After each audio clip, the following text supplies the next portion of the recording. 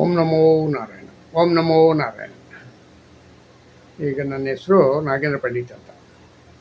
ನಾನು ಈಗ ನಿಮಗೊಂದು ಸಣ್ಣ ವಿಷಯನಿಗೆ ಹೇಳಕ್ಕೆ ದೊಡ್ಡದೇನಲ್ಲ, ಸಣ್ಣ ವಿಷಯ ಏನಪ್ಪ ಅಂದರೆ, ಡಿ ಕೆ ಶಿವಕುಮಾರ್ ಅವರು ಶನಿವಾರ ಅಂದರೆ 9ನೇ ತಾರೀಕು 8-9ಕ್ಕೂ ದಿಲ್ಲಿಗೆ ಹೋಗಿ ದಿಲ್ಲಿನಲ್ಲಿ ನಾನೇನೋ ಒಂದು ದೊಡ್ಡ ಸಾಧನೆ ಮಾಡ್ತೀನಿ ಅಂತ ಹೋಗಿ ಬರಿಗೈಯಲ್ಲಿ ಬಂದ ಡಿ ಕೆ ಶಿವಕುಮಾರ್.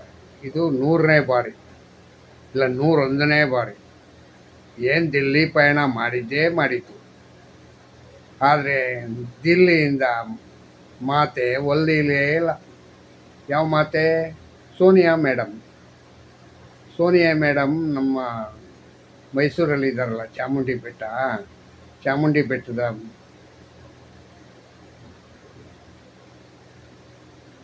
ಚಾಮುಂಡೇಶ್ವರಿ ಇದ್ದಂಗೆ. ಯಾರು? ಸೋನಿಯಾ ಮೇಡಮ್. ದಿಲ್ಲಿಲಿ ಸೋನಿಯಾ ಮೇಡಮ್ಮು ತುಂಬ ಪವರ್ಫುಲ್ಲು. ಯಾರಿಗೆ?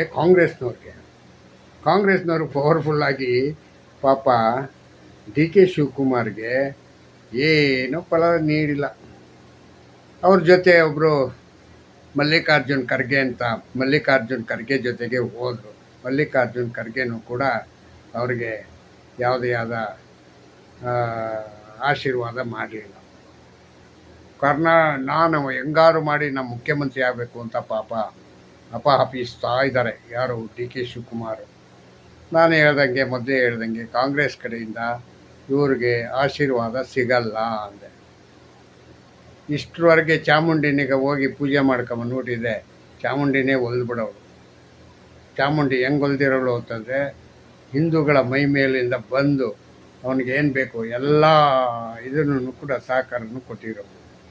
ಆದರೆ ಇವರು ಡಿ ಕೆ ಶಿವಕುಮಾರ್ ಅವರು ದಿಲ್ಲಿ ಮೇಡಮ್ ಅಂದ್ಕೊಂಡು ಹೋಗಿ ಬಂದು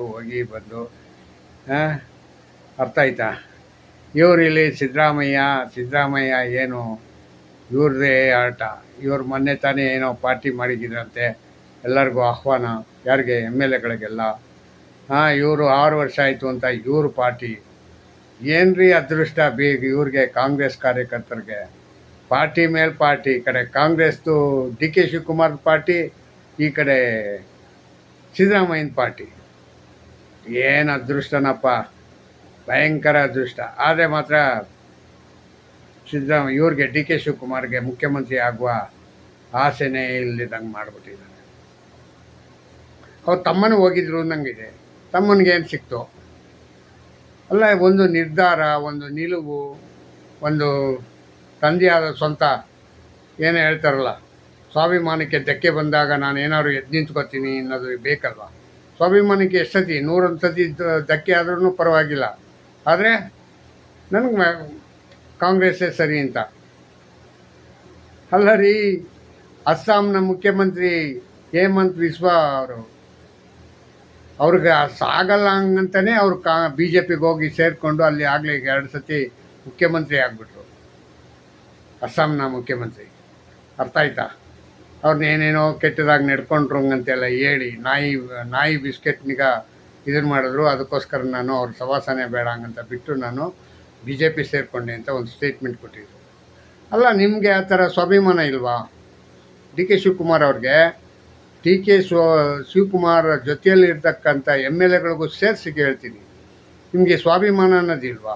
1 ಸತಿ 2 ಸತಿ ಪರವಾಗಿಲ್ಲ.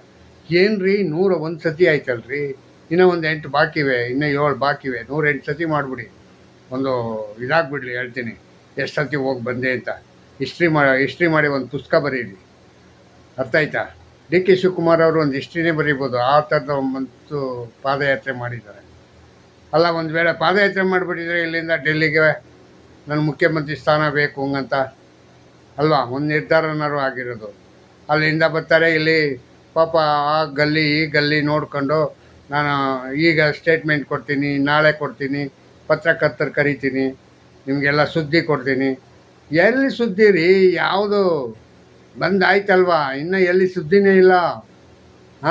ನಾನೇನು ಅಂದ್ಕೊಂಡಿದ್ದೆ, ಬಂದ ತಕ್ಷಣ ಎಲ್ಲೋ ಕೊಟ್ಬಿಡ್ತಾರೆ ಹೆಂಗಂತ. ಎಲ್ಲಿ ಬಂದ ಮೇಲೆ ಕೊಟ್ಟೇ ಇಲ್ಲ. ಯಾವಾಗ ಸುದ್ದಿ ಕೊಡೋದು? ಏನು ಎತ್ತ ಡಿ ಕೆ ಶಿವಕುಮಾರ್ ಅವರೇ? ಆದರೆ ಇವರು ಅದರಲ್ಲಿ ಯಾರೋ ದಾವಣಗೆರೆ MLA ಕ್ಷೇತ್ರಕ್ಕೆ ಯಾರ್ಯಾರು ಫೈಟು ಇದು ಫೈಟು ಯಾರಿಗೆ ಜಮೀರ್ ಅಹಮದ್ಗೂ ಮತ್ತು SS ಮಲ್ಲಿಕಾರ್ಜುನ್ ಅವ್ರಿಗೆ ಒಂದು ಟಿಕೆಟ್ಗೆ 2 ಪಾರ್ಟಿ 2 ಕ್ಯಾಂಡಿಡೇಟು, ಒಬ್ಬ ಮುಸ್ಲಿಮು ಒಂದು ಹಿಂದೂ ಕ್ಯಾಂಡಿಡೇಟು. ತಾತನ ಟಿಕೆಟು ನನಗೆ ಬೇಕು ಅಂತ ಮಲ್ಲಿಕಾರ್ಜುನ್ ಮಗ ಕೇಳಿದ್ರೆ ಇವರು ಯಾರು ಜಮೀರ್ ಅಹಮದ್ ಅವರು ನಮ್ಮ ಮುಸ್ಲಿಮ್ನವ್ರಿಗೆ ಕೊಡಬೇಕು ಅಂತ ಹೋರಾಟಕ್ಕೆ ಹೋಗೋರೆ. ಇದು ಹೆಂಗಿದೆ ನೋಡಿ ಅಲ್ಲ. ಅವ್ರ ತಾತ ಪ್ರತಿ ಸತಿ ನಿಂತು ಗೆದ್ದಿದ್ದ, ಆ ಟಿಕೆಟ್ನಿಗ ಮೊಮ್ಮಗ ಕೇಳೋದ್ರಲ್ಲಿ ತಪ್ಪೇನೂ ಇಲ್ಲ, ಆಯಿತಾ. ಅದನ್ನೀಗ ಇವರು ಕ್ಲಿಯರ್ ಮಾಡೋಕ್ಕಾಗಿಲ್ಲ, ಯಾರ ಕೈಯಲ್ಲಿ, ಅಧ್ಯಕ್ಷರ ಕೈಯಲ್ಲಿ. ಇವ್ರ ಓಡಾಟನೇ ರೌಂಡ್ ಆಗ್ಬಿಟ್ಟೈತೆ. ಅದಕ್ಕೆ ಈಗ ಮಧ್ಯೆ ಪ್ರವೇಶ ಮಾಡಿ ಸಿದ್ದರಾಮಯ್ಯನವರು ಏನು ಮಾಡಿದ್ದಾರೆ, ಈಗ ಡಿಸೈಡ್ ಮಾಡಿ ನೋಡ್ರಿ, ಹೈಕಮಾಂಡ್ ಏನು ಹೇಳುತ್ತೋ ಅದನ್ನೀಗ ನೀವು ಕೇಳಬೇಕು. ಈ ಥರ ಜಗ್ಗಾಟಗಳು, ಜಂಗಿ ಕುಸ್ತಿ ಮಾಡೋದು ಸರಿಯಲ್ಲ ಹಂಗಂತ ಹೇಳಿದ್ರಂತೆ. ಆವಾಗ ಅವರು ತಟಸ್ಥವಾದ್ರಂತೆ. ಅರ್ಥ ಆಯ್ತಾ? ಏನು ಅಂತ ಒಂದು ಟಿಕೆಟ್ಗೋಸ್ಕರ ಇಷ್ಟೆಲ್ಲ ಒದ್ದಾಟನ, ಇಷ್ಟು ಕುಸ್ತಿನ? ಅಲ್ವಾ. ನೆಕ್ಸ್ಟು ಜನರಲ್ ಎಲೆಕ್ಷನ್ ಬಂದಾಗ ಎಲ್ಲರಿಗೂ ಸಿಗುತ್ತೆ, ಎಲ್ಲರಿಗೂ ರೀಸಫಲ್ ಮಾಡ್ತಾರೆ. ಈಗ ಏನು ಅದೇನೋ ಹೇಳ್ತಾರಲ್ಲ, ಹಂಗೆ ತಾತ ಸುತ್ತೋಗವನೆ ಅಂತ ಅನುಕಂಪದಿಂದ ಏನಾದ್ರು ಓಟ್ ಹಾಕ್ತಾರೆ ಏನೋ ಅಂತ ಹೇಳ್ಕೊಂಡು ಅವರು ಹಿಂದೆ ಬೀಳ್ತಾರೆ. ಅಲ್ಲಿ ಪಬ್ಲಿಕ್ ಹೇಳ್ತಾವ್ರೆ ಇಲ್ಲ ಈ ಸತಿ ಎಲ್ಲ ಡಿಸೈಡ್ ಮಾಡಿಬಿಟ್ಟಿದ್ದೀವಿ, ಮಲ್ಲಿಕಾರ್ಜುನ ಮನೆಯವ್ರಿಗೆ ಯಾರಿಗೂ ಓಟ್ ಹಾಕಲ್ಲ, BJPಗೆ ನಾವು ಓಟ್ ಹಾಕೋದು ಅಂತ ಹೇಳ್ತಾವ್ರೆ. ಈಗ ಯಾರು ಗೆಲ್ಬೋದು, ಯಾರು ಇದಾಗ್ಬೋದು? ಒಂದು ನಿರ್ಧಾರ ತಗೊಳ್ಳಿ.